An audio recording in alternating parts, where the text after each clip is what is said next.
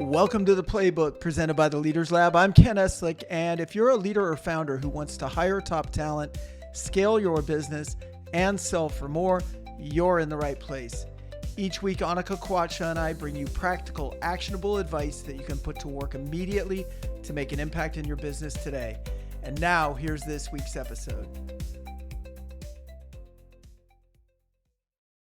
Welcome back to the show, everyone. Today, we're talking about one of the most valuable skills in business and leadership, the ability to build trust, command a room, and influence people under pressure.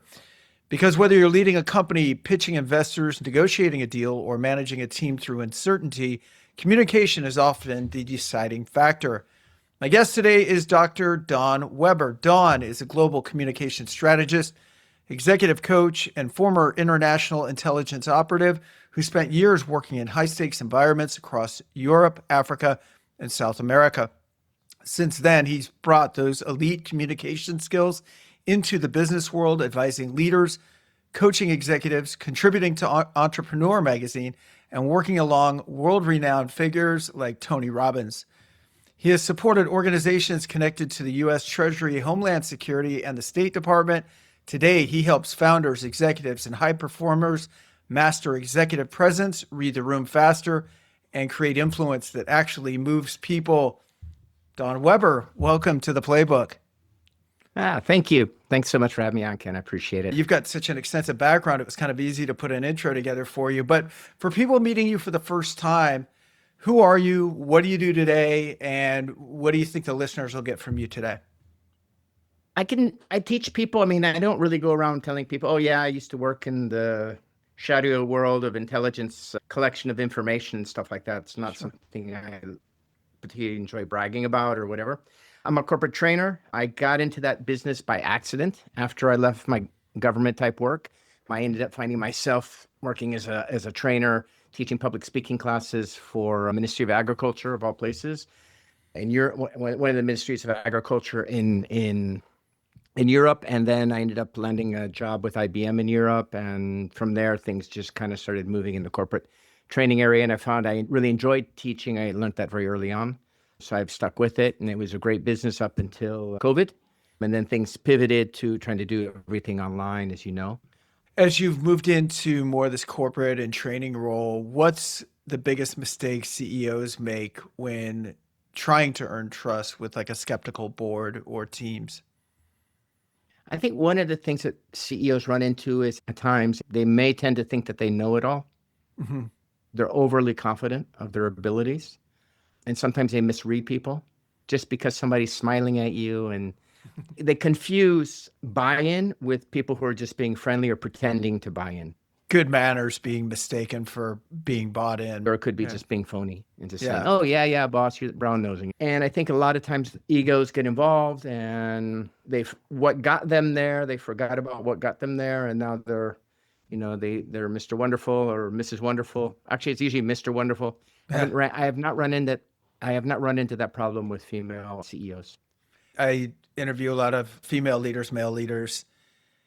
And I think you're right. I think the wiring's maybe a little bit different to be more collaborative by nature. And so I think female CEOs coming in with an equally strong, let's say, resume probably have a better chance of reading and relating to a room than a male with the same background.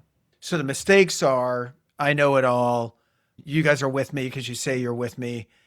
What can they do on the flip side of that to kind of earn that trust or really understand where, whether it's teams, whether it's reporting up to a board, what does that look like? I think a lot of it is learning to observe. Yeah.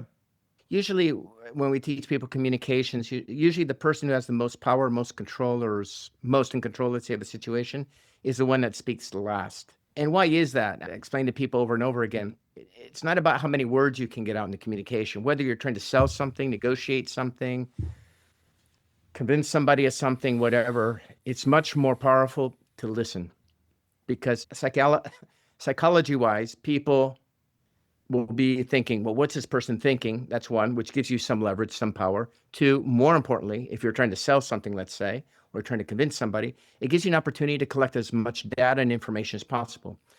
the more information you have about the people you're speaking to, the stronger your position is, the more powerful your argument can become because you know what you're dealing with. Or you may say, hey, I need to pivot here because there's something I was not aware of, I didn't realize. So it gives you that flexibility to be able to better handle that communication. I agree completely. And you run into a lot of people, particularly more on the States side than in Europe, who just talk, and they don't know how to listen. Europeans are much more reserved, and as a result, they tend to listen more, and they don't say everything they're thinking. I agree with what you're saying. I think I've thought of some CEOs that I've worked for, and they obviously have a presence in the room already just from the title and their reputation. But they often let's say it's going to be a 1 hour meeting. The first time you hear from them might be 20 minutes in, because everything that everyone else has said, it actually helps them to form a stronger opinion by the time they do speak. And because you've waited that long, it's like, it's almost like E.F. Hutton back in the day, right? When they speak, everybody listens. And it's like, not just because they're the CEO, but it's like, okay, this is probably going to be an informed opinion. And I don't think you need to be the CEO to garner the same respect or room command.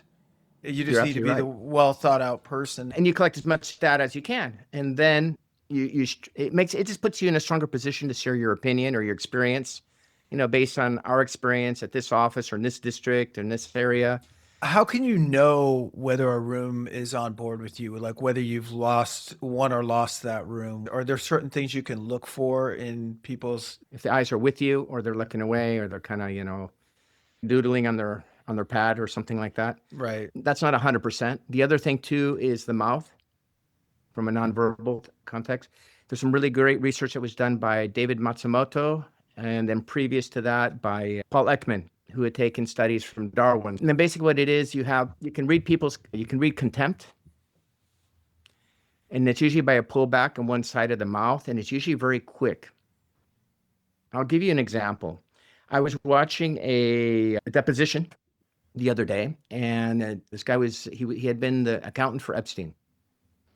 And they were asking him, okay, so when Epstein told you about his criminal problems with the kids and stuff like that, who else was with you? And he said, nobody. Dry mouth. And I'll explain to you a little bit about why mouths go dry and all that kind of stuff. And he started blinking a little bit more. Doesn't mean a lot in itself, right? So then they went on and they said, so could you tell, where was the meeting? Oh, I don't remember. Now, this is such an important meeting with your most important client during the financial crisis of 2009. You're not going to remember where you had the meeting with the guy that just told you that he got caught playing around with little kids. But what I did know, this is now the nonverbal thing. So that's logic. Previous to that, he was blinking more when they asked him about who was in the room, and he licked his lips. I said, that in itself doesn't mean anything by itself. But at the end of the thing, when the people asking the question, the position accepted it. So there was something untruthful about his responses, right, for sure. So like the combination of things, it's like, had any of them been answered directly, then maybe you give them a break on, okay, you don't quite remember the room, but it was in Manhattan. Okay, fine. We'll let that go, right? Because it's been 17 years or whatever, but you don't remember the room, you don't remember the names, you don't remember, that now it's like you're stacking all these things, right? And the evidence doesn't start looking good against his own believability, right? Exactly. I bet you remember where you were. I was on the phone with a GM that were both prior military, and we always had these calls. It was 5:40 in the morning, 5:45 Pacific time. And I had a long commute, and he had a long commute in a different city. And I would kind of debrief with him on how things were going at his operation. We were friends. And he said, oh my, yeah, I was watching the news before I got in the car, and Tower 1 had been hit. And we were both just speculating because we were like, flight patterns don't go there. So little suspicious. Then the second one hit right while we were on the phone. For someone to not know when you're meeting with a billionaire during the financial crisis, right? Like it's a little shocking. Especially when it's your main client and he's telling you, yeah, I've been indicted for pedophilia. That's pretty heavy. I've noticed it also with public speaking, whether obviously the bigger the room, the tougher it is. But I think that in a big room, I focus on what you're saying with the eyes and with facial expressions and head nodding and stuff like that for the people I can see. So if it's a big room, maybe that, if you're actually on a stage, maybe that's two rows deep or 3 rows deep. But if I have those 2 or 3 rows and I'm scanning kind of right to left and I'm getting eye contact across the board and I'm getting head nodding, and you just know, like if you pay attention, it's kind of obvious if they're engaged or if you're losing them. And Right. and that could also be in a meeting room with 10 people. Your point is, people are looking at their phones. They're not interested in what you're saying at that moment. It's not very important to them. They might be kind of respectful about it, but if that's happening, they're not super engaged. But I'm surprised at how few executives know how to read the room. You know what I mean? And know how to pivot. It's not the room's responsibility to follow you if you're the speaker. As the speaker, I think it's your responsibility to get the room to follow you. Do you know what I mean? Exactly. 100%. And that's very well, you just explained it very well. Exactly. That's what it comes down to. And as I said, the bigger the room, then you get more into like maybe almost like theater or drama or stuff, is you need to make bigger gestures. Let's say a room of 5,000 people, right? You need to have things happening to help keep people engaged, to make you look better, bigger. Yeah. Because you have 5,000 people, you're like this little midget on the stage in the distance, right? And the people that are mid-row or all the way in the back. So it is a different dynamic. But if you got a couple hundred people in the room, or even maybe 500 people in the room, that system works really well. Even what I teach people sometimes is go beforehand, meet some of the people who will be in the audience. So talk to them, say hello, whatever.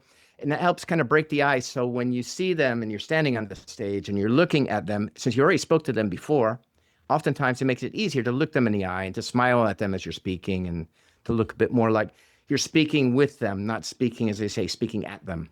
If I have some relationships in the crowd, I can lean on those relationships actually in a verbal way if I know they're okay with it, right? So I can be talking about something and then be like, I was talking with John. John, where are you? Oh, there you are, John. Hey.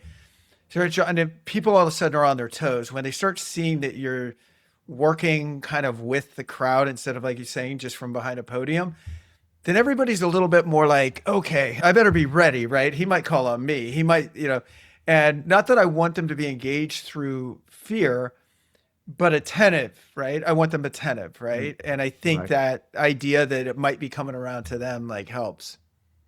In a small room, I'll actually call it out if this sounds maybe aggressive, but it's kind of my personality style. In a small room, I'll actually say, hey, is this not tracking? Tell me what you think. Let's just communicate. You talk about empathy quite a bit. Why do you think empathy gets confused with like being soft? Because I think people think empathy, it's like becoming a Mother Teresa type, or nothing against Mother Teresa, of course. But, Yeah. it's becoming too soft. And if I have empathy, then I'm going to be this doormat. And exactly, I hear that all the time. So I use the word a lot of times, strategic empathy, meaning, I can empathize if I can understand where you're coming from. And that comes down to a lot of times, Ken, to just having curiosity about other people. Yeah.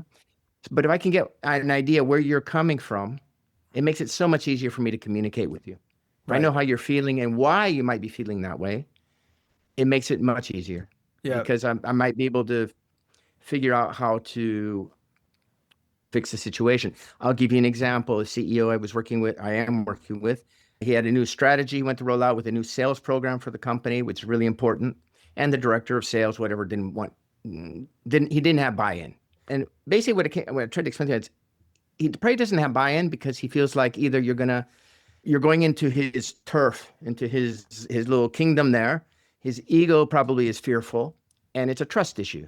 Right. So you got to let him know that, you're really on his team. You want to see him succeed. You're there to help him, all that kind of stuff. And in order to do that, empathy is a key element in getting things done. And it's not about being a doormat. It's not about, I might understand where you're coming from. Let's take something crazy like IRGC. All right. It's crazy, right? They have a mentality about whatever, bringing in the end of the world and whatever they believe in. But understanding where they're coming from is useful. You don't have to agree with it. You don't have to condone it. You don't have to support it. But understanding where they're coming from makes it a lot easier to communicate more effectively with especially difficult counterparts.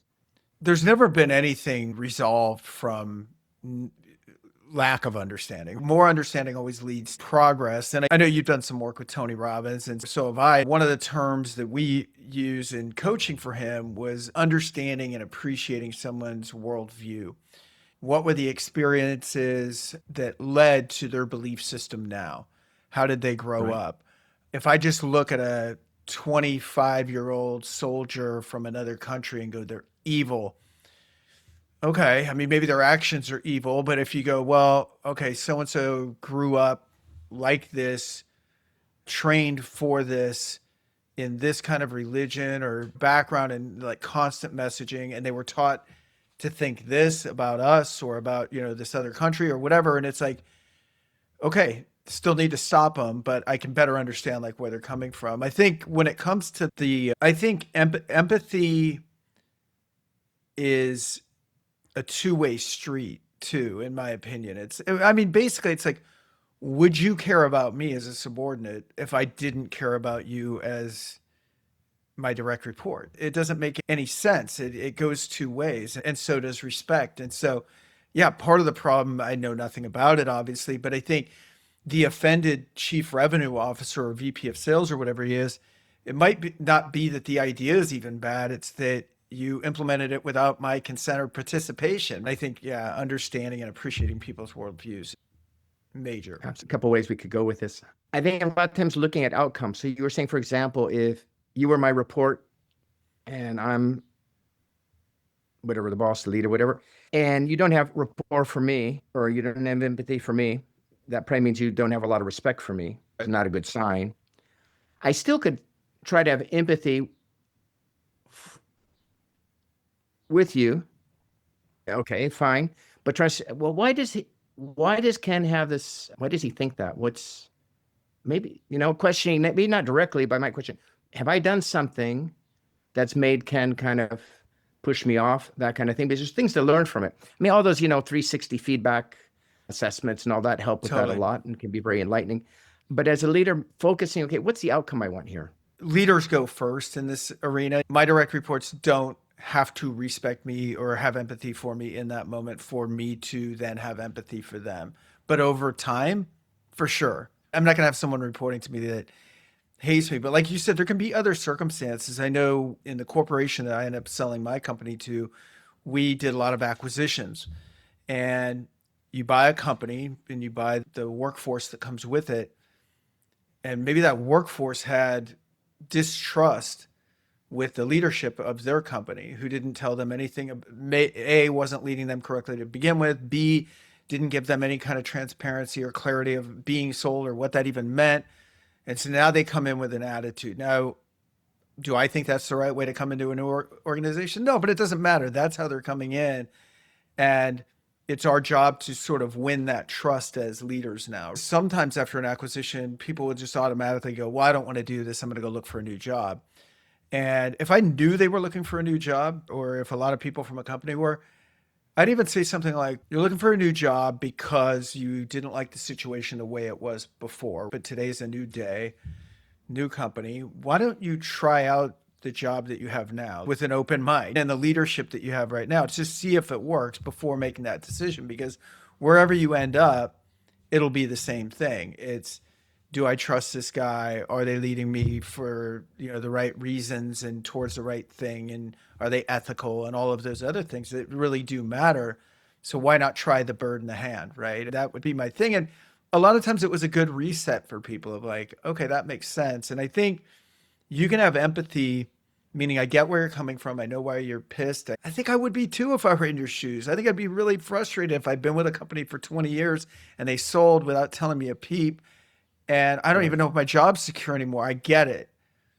And I'm with you. And how do we now gain alignment and agree to a path forward? There was a really good article I read. I think it was Korn Ferry, if I'm not mistaken, that just published a couple of weeks ago, talking about that, like how to read a company's been acquired and they have a new CEO, and how to determine what the new CEO's priorities are. And I thought it was very interesting.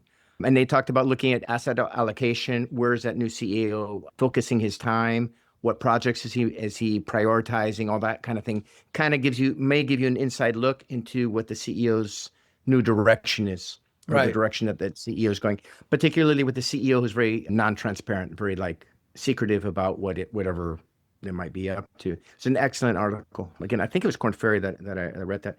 And I've had people I've coached, executives, same thing. They've started a new job. They've been there a year. They hate it.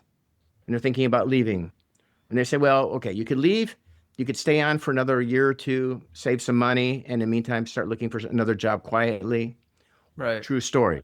The owner of the company, it was an SME, but they still do just under $200 million in revenue a year. So it's not that small, but the owner was like kind of a dictator type. So they brought in a new CEO to run really his title was CEO, but he's more like a COO. He's running operations and some strategy. But he was not very happy because the owner was micromanaging, not giving him the freedom to do what he needed to do. And he'd start a project and stop him. And I can understand the frustration, right? And at the end of it, the conclusion was, look, if you go to a new place, you don't know what you're going to walk into. It's okay. The previous job you had, you were CEO of this other company. And whatever happened, I don't remember exactly what he went through. So now you're here, so you got this set of challenges. You can grow and learn from those problems and challenges. Plus, you're being paid pretty well. In the meantime, you can enrich yourself, educate yourself, learn more from the situation and from the challenge of having an owner, because it's not even a shareholder. It's not even the chairman of the board. He's the owner, right? Who's a difficult person to work with. And also, it's important, trying to understand where this owner, this founder, where he's coming from. It shocks me how many people are ready to make a big decision. This could be work. This could be a marriage. This could be a friendship. And they'll tell you what they haven't told the person who can actually change it. Do you know what I mean? Like they'll tell their coach, but like in this guy's case, has he actually gone to that owner and just said like, this is what I need to be successful in this job? It's a shockingly low percentage of people to me, because if you've expressed in the best way that you can what you need and it's not going to be able to be met where you're at and you're being reasonable about that, then yeah, I mean, maybe it's time to move on. But so many people make that decision almost like someone's supposed to understand our needs and our wants through osmosis or reading our mind or whatever, 100%. And what I did with him was we came up exactly with structured a conversation that he could have with the owner about the challenges. Yeah. Being very diplomatic about it and all that. And it worked. He's quite happy now. And you can really see that he's growing a lot. I've known him for about 4 years. So he's evolving well. But yeah, absolutely. It is amazing. People want the world to adapt to us rather than us adapting to the world. And we just kind of wait for it. I mean, my main business is talent acquisition, so we help these founders put the CEOs in place. And I see it a lot. I mean, I had people that work for me in corporate that every now and then we would lose somebody because they didn't get a promotion that they had never even vocalized they were interested in. You've got to say what you want. The reason I brought in personal life, I think you got to do this in your marriage. You got to do this in your friendships. It might be more like the approach, hey, help me to understand this. Do you know what I mean? Help me to understand. I saw that the Q4 initiative is blah, blah, blah. We haven't done that before. Can you fill me in on what the objective is? Like, why are you going for it? Some ideas seem crazy until you actually hear someone else's model of the world, right? Yeah, exactly. Well, like in this case, this guy took 20 years to build up his company. So, I mean, he has business acumen, and it was a pretty sizable company. So now he wants to take the next level, but he was able to recognize that he himself didn't have the skills or the talents to take the company to the next level. So he hired a professional CEO to do that. So he's smart enough to recognize those faults within himself. The new CEO also had the support of the owner's son, because the reason the son isn't the CEO is because the father and son don't get along. So the father has to know that he has a bit of a challenging personality. And it's just a matter of wording it and saying, hey, I've got these strategies I've been working on, and it's making, really challenging to get these strategies rolled out. And my goal, what I want for you is your company to be successful, and I want to see the valuations of your company to go up to 500 million by 2027, as we discussed previously. And that's my goal. And that's what I'm trying to achieve for you. But if we keep going off in different directions, we're never going to get anywhere. You want to do an acquisition in Barcelona when we're working on an acquisition up in Brno in Czech Republic, this kind of thing. I think to your point about the business owner has been in it for 20 years. He's built a big business. And he, like you said, had the executive acumen, the smarts, the world experience enough to say, I got us here, but I need someone else to get us to the next level.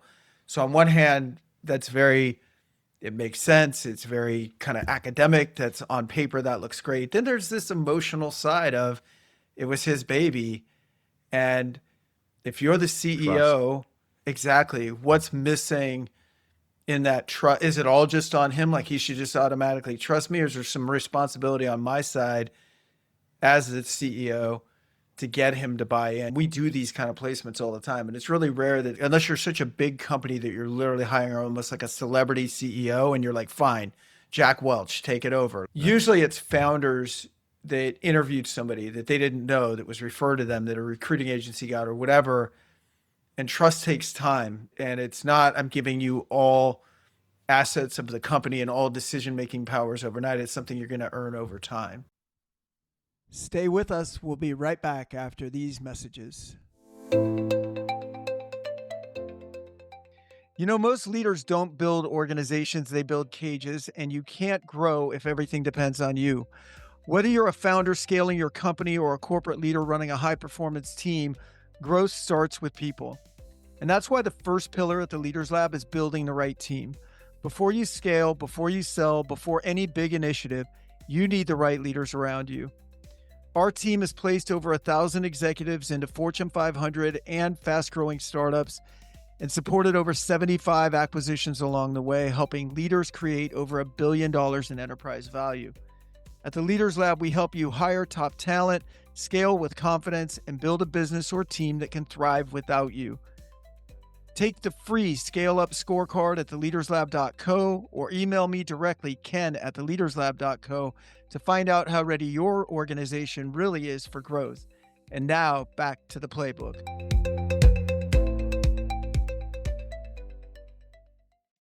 And I think that's exactly what they experienced here. Do we have time for me to ask you a question? Yeah. What do you think about AI and communication soft skills? I was just at a really interesting conference at Forbes. They have a thing called Forbes Business Council. I don't know if you're familiar with it, but they have like they're like master classes with we had the head guy from Deloitte of Canada talking along with another lady, I can't remember her title, about AI and leadership and communication and all this kind of thing.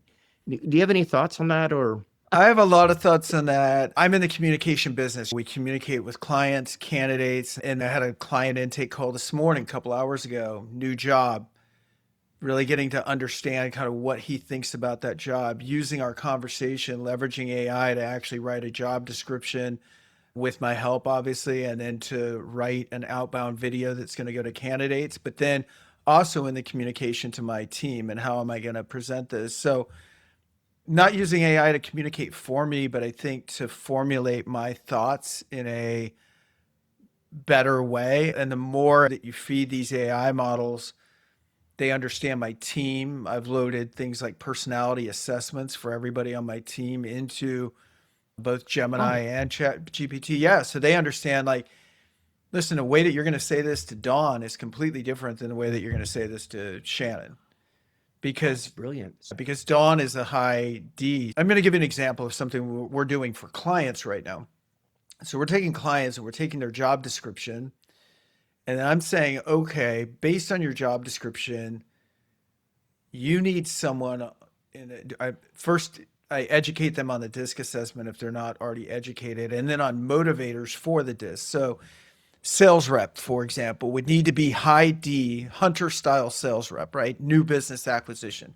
Would need to be high D, which indicates decisiveness, decision making, that kind of thing. They'd also need to have a high I score, which is influence, life of the party, talkative, likable generally. The S actually for an outside sales rep would start to trail off. S is for support. S is teachers, nurses, account managers, but not necessarily sales reps, right? And then C is for conscientiousness, which is clarity, dot the I's, cross the T's, mathematicians, engineers, systems people, stuff like that. I can talk to a client and say, I think what you're looking for is a DI, some kind of combination of that, but they both need to be high scores. When I explain it to them, they say, well, that's great. I can then take a job description for the role, test the candidate out with the DISC assessment, and say, combine these two things together and give me a numerical probability of this person doing well. Now, I can do all of that, Don, and have done that without AI. Do you know how long it takes to generate a 7-page report that not only Right. tells you all of the things that align, but also before you've ever even met a candidate, a recruiter like us sends them to you and says, here are the 8 questions you want to dig into for this, even if they're a good fit. Mm-hmm. But it looks like they're going to be really terrible at paperwork. So if you're willing to Right. manage a high performing sales rep that doesn't turn their reports in time, which is most high performing sales reps, then cool. But you might want to just find out if they've addressed that, because the other thing is with behavioral analysis is it's not an indicator of what they do. It's an indicator of how they're wired, right? So like a seasoned person has said, oh no, that is a gap for me, which is why I've developed systems to make sure I dot the I's and cross the T's, right? Sorry for the long rant, but that's some example. No, If awesome. Incredible. AI has an idea of who my people are and I've been talking to it, and I could have a separate GPT on one person on my team, and all of a sudden I could say, hey, this person who's normally a great performer, as you know, you have their performance review, you have their behavioral assessment, has now all of a sudden shown up late 3 times in the last 2 weeks and seems kind of down in the dumps. And I don't think it's anything to do with work. And I don't want to pry in their personal life. Can you give me some tips for how to approach a conversation? I think that's a great use of AI. That's amazing. I honestly, I hadn't even thought of that.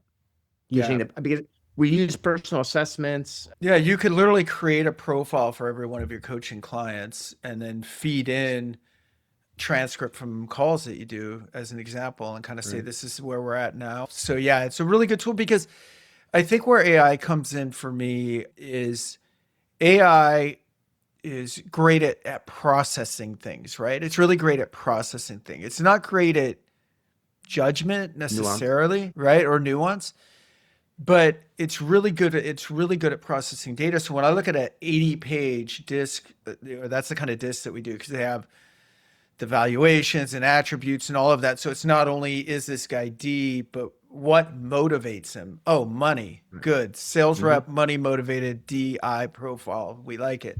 And he's probably going to get an 88 out of 100. But the more information it has, where it can go through this 80-page report combined with a job description in 1 or 2 minutes versus me taking hours and hours. I love that. Now, for it to be good, it needs me, right? Because I have the life experience to build the prompt to begin with, to interview the candidate, to do all of that. So it's not replacing, in this case, really anything, because I frankly wouldn't have given my client a report like that in the past. You know what I mean? Would have Right. taken too long. And they wouldn't have Right. wanted to spend the thousands of extra dollars of my time that it would have taken to get it. But now I can just say Right. it's a free service because we've built it out. That's really Yeah. cool. I can leverage AI to help me Right. have a more effective, more thorough, more detailed conversation. Different people, different approach, right? And I think there's more pressure on leaders and business people now than it was even 5 years, 10 years ago. It just seems there's more work, there's more stuff. It just seems like rather than things getting simpler with technology, it seems like things are getting more. I've got a theory on that, and I want to hear your thoughts. AI is now being leveraged, and I'm talking about in big corporations, as a cost reduction tool, not just a tool to make people better. It's a cost reduction tool. It's like there are jobs we don't need anymore that are involved in the things that we're talking about: research, data collection, data entry, all of that kind of stuff. When we eliminate jobs, we put more responsibility on the people that have the jobs now. Granted, they got this shiny new tool in the toolbox, but if they don't know how to effectively use that yet, then they're just getting more responsibility with a little bit more resource. Do you know what I mean? Somebody I heard was saying, that, like, for example, is it used to be, let's say you're the supervisor or manager and you're a programmer. But now because there's AI, you've got your secretary and all maybe the lower echelon people, Yeah. Yep. using AI to generate programs or whatever. So now don't only need to review your own code, but you need to be looking at Rose's, at Ralph's, at Yeah. Steve's, at Mary's. So you just amplified. In some ways, it's amplified actually the amount of work that people before wouldn't have had to do. because what they're saying is the big thing is process, coming up with processes that actually work to reduce cost. They say, though, only what I heard, 5% of companies are actually getting a good ROI from AI at the moment. I think it's one of the rare times where the smaller businesses have a distinct advantage here because big business has to pilot things and test things, and then it's got to make its way through the top and down. And you know, if you're a 50-person company that just embraces AI, like you can run pretty fast with it. When I look at like our company, we had one job where it was one person's job a couple of years ago, and for 50 hours a week, all this person did, it was so repetitive. It was taking all of the candidates that we had sourced for all the jobs that we had, which is like 5,000 a month. So 200 to 300 every single business day. We had to do phone number lookups, email lookups, put them into our applicant tracking system, you know, everything just process and time, all of which has been replaced. Now, she was awesome, so we had other opportunities for her. But yeah, that's how fast a small business can move. And we did that 2 years ago with AI, you know, let alone the stuff that you can do. I think for business owners, every time you're doing a task that is not face to face, people using AI to replace a human element is a bad idea, like a human to human thing. Like in recruiting, saying, I'm going to use an AI agent to do your first interview. I don't like that at all. I don't think you would like being interviewed by AI. It'd be like, wow, you really think I'm special. So I think that's a really bad idea. But I think when I look at what I'm doing and I go, can I do this faster or better with AI? Just over the weekend, there are like 7 projects we still want to do around this house that we've been remodeling. I was able to get relative price quotes on all of those things by using AI and taking some measurements and giving it my zip code and having it analyze the cost of building material and what level of labor was I going to get and all of this, to then go in and go, okay, grab my wife Shannon and say, here's what the total of all of the projects are going to be. So now I can just go to a contractor and go, these are the first 3 things I want done on my list. Give me a quote. These are the materials I want to use. Right. And I can do that all So I can do it with almost anything in my business the same way. I can have it analyze our outbound marketing strategy to look for holes in, are we sending too many emails, not enough? How should it be interwoven with LinkedIn, with personal messages? How long should we wait before recontacting people? Those are all really good tasks for AI. I'm really enjoying listening. I'm getting ideas. Because actually, we've been painting this place I'm at right now. I'm in northern Spain this week, so I can kind of relate, because I was thinking about using AI. I didn't do it, but for helping me calculate the amount of buckets of paint and all that kind of stuff that we were going to need. I didn't do it, but I did think about it. Yeah. If you give it just gross measurements, take a picture of it, and then just say, tell me what you think, and ask me any questions. I was telling someone the other day, the way that I think of AI is like a genius that knows more than anybody single-handedly in terms of facts and figures that you know, but has the street IQ of like an 8-year-old from the suburbs. Like it's kind of an idiot when it comes to common sense, but it's really, really full of information. That it'd be like having an analyst on your team that is so brilliant that they could go out and cross-triangulate a bunch of data and they'd come back to you and go, well, if we just make this one move on this one thing, we'll generate $1.2 million in profit. And you just immediately go like, I think that decimal point's in the wrong place. And you're like, it's not not 1.2 million, it's 12 million. And they're like, no, it's not. And you're like, check your math. And then they're like, oh yeah, it's 12 million. Like that's kind of how you got to treat AI, right? Like it needs a lot of parental supervision, but it's brilliant. Big time. Yeah. Amazing. I got some rapid fire questions for you. You ready? Sure, please. Okay. I like to know morning routines. Do you have a morning routine? And if you don't, you can just say, hey, mine's all over the place. But yeah, what's yours? I get up, and I've been doing this for years. First thing I do is I meditate. That's usually about 30 minutes. I pray, read Bible, stuff like that. And that's usually I take about from 30 minutes to an hour every morning. It depends on my workload. If I have to travel and catch flights and stuff, that gets a bit messed up. But if I'm not traveling, and I've been doing that for years. I used to get out first and go run and then come back and then meditate and pray, but now do the Flip-flop meditation it? thing first. Yeah, I flipped around and do the running afterwards. Do you get up at the And same time every day? weekends, I tend to, if my spouse is around, I tend to get up later, especially on the weekends and stuff like that. If I'm on my own, yeah, I'm up early, like 6:37 kind of guy. Okay, cool. And then I usually do breakfast after the run. How set is your week in advance? Or like, I mean, obviously you have obligations. You're here at the podcast. You might have to travel for a client. Beyond that, do you kind of block out your whole week, or what does that look like for you? Yeah. Okay, like the podcast, I got that client, I got this, I got to do that. I have quite a bit of flexibility, which is really amazing. It's awesome. Yeah. I was Yeah. booked all the time and had to be somewhere all the time. And I go to the gym pretty much every day. Every day, actually, I've reduced. I go 2 days and 1 day off. So aside from the running in the morning and the afternoons, at the slow period, if I can, when there's not that many people at the gym, I tend to go.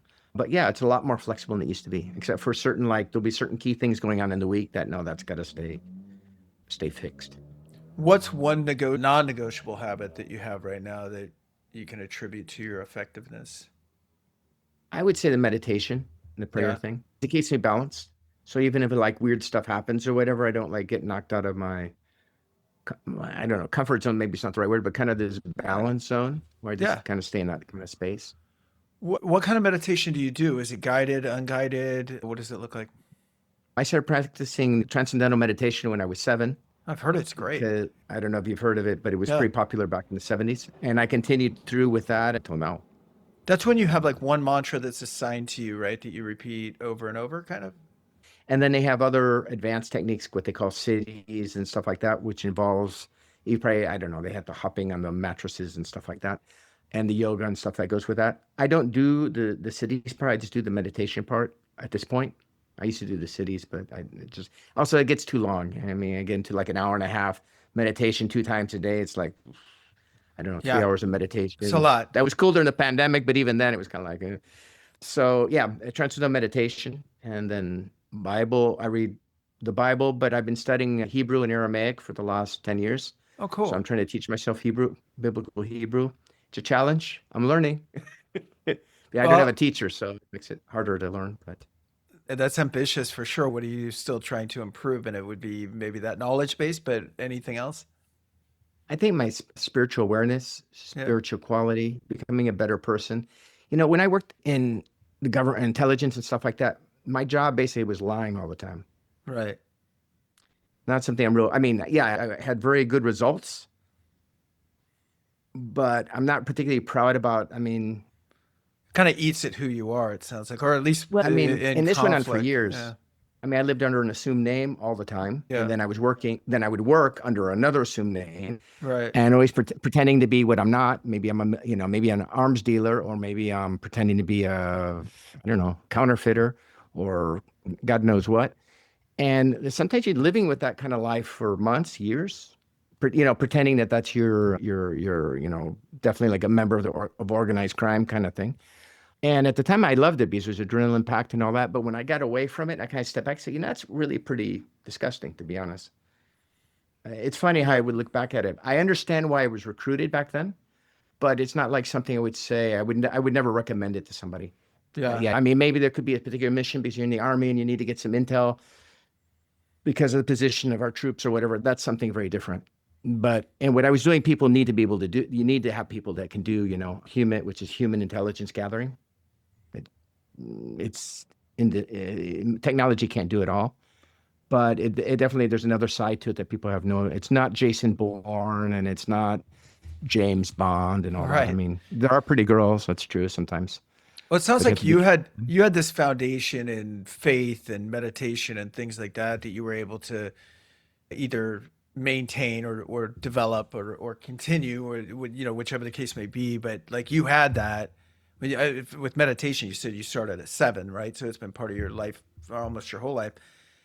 Total side question. I'm just more curious because the only people I really knew in the intelligence community for me were a lot earlier in my life, right? Like when I was involved in the military.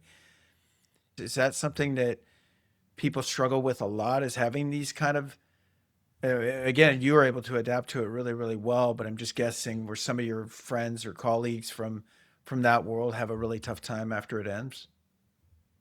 Yeah, for sure. A number of them turned into like alcoholics, died Yeah. young. I know one that went to prison. Some, I think there's different things people go through. One is there's the ego thing. You do have a certain amount of Sure. non-official power, but you Yeah. do have, I mean, you're involved in things that, how many people can pick up the phone and call an Interpol agent in multiple countries, that Yeah. kind of stuff. Yeah. There is a power trip to it and definitely an ego thing. When you get out of it, my thing was the adrenaline. I mean, Right. I don't think I've ever said this on a podcast, but to come home, when I say home, let's say I'm in Venezuela Yeah. or I'm in South Africa or I'm in God knows where, to get back to the place, safe house is what you would really call it. I might take a full day, hours to get back home to make sure I'm Right. not being followed. I'm not being tailed. That was a big Right. deal and a big pain in the backside, to be Right. honest. But you had to do it and you had to take those measures and have to do a lot of crazy stuff. It was very, very time consuming and stuff. But there was a lot of adrenaline involved in it because a lot of crazy stuff happened. Stuff you'd see in a battlefield. I've seen that kind of things happen. Yeah. Foreign police wanting to come arrest me, because what I'm doing, I'm breaking laws in foreign countries. That's basically what I was doing, and trying to have to get away, and stuff like that, or have a strong suspicion, but enough that I know I'm under surveillance and then make a decision. You're not going to sleep too good for those few nights and then figure out how I'm going to just disappear. Right. You might disappear and just leave everything behind.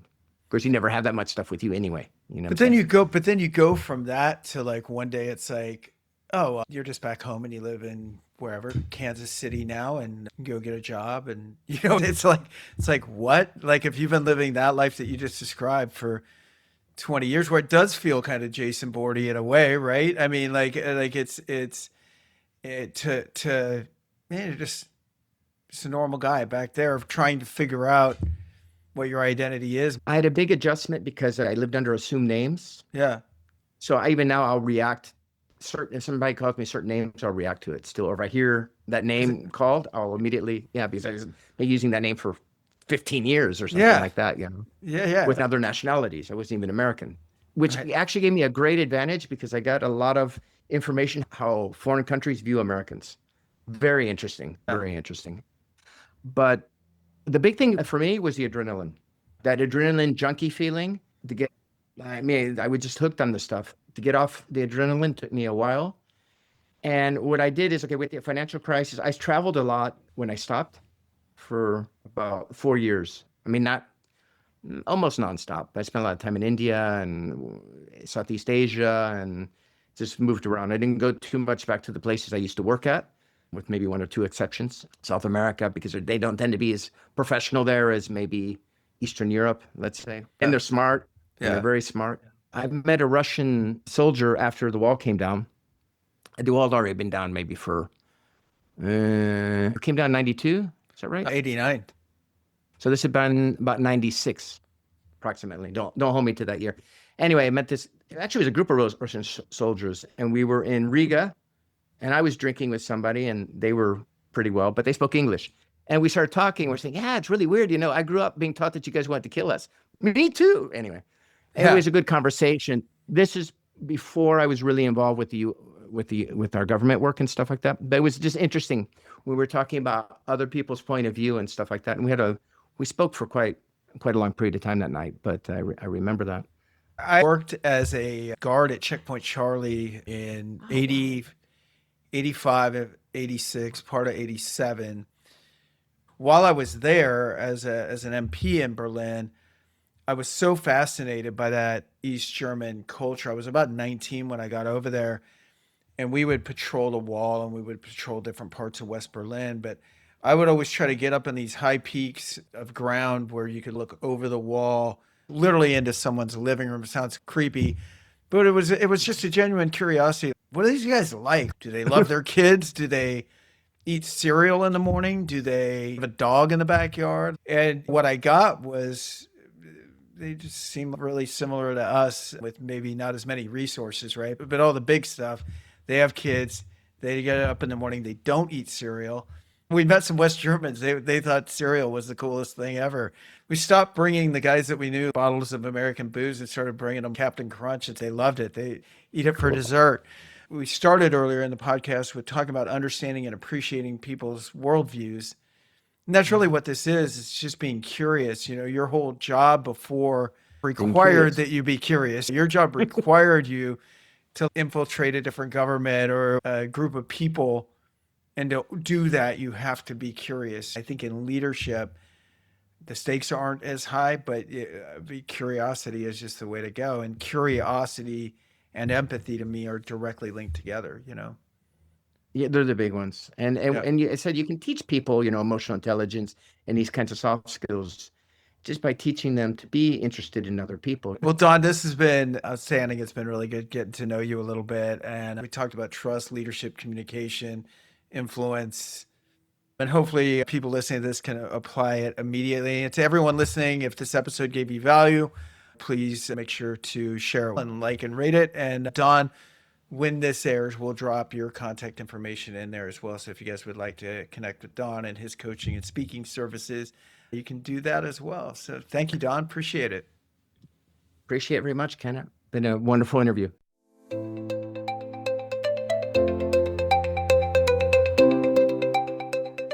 That's it for this episode of The Playbook by the Leaders Lab. Thanks for spending some time with us. We'd love it if you would subscribe, share the show, and leave a quick rating and review. Your feedback helps us grow and it helps more leaders and founders join the conversation. If you'd like to talk more about hiring, scaling, or selling your business, please email me, ken@theleaderslab.co, or connect with me on LinkedIn. We'll be back soon with more strategies you can put to work today. I'm Ken Eslick with Annika Kwacha. Thanks for joining us. Join us again next week in The Playbook.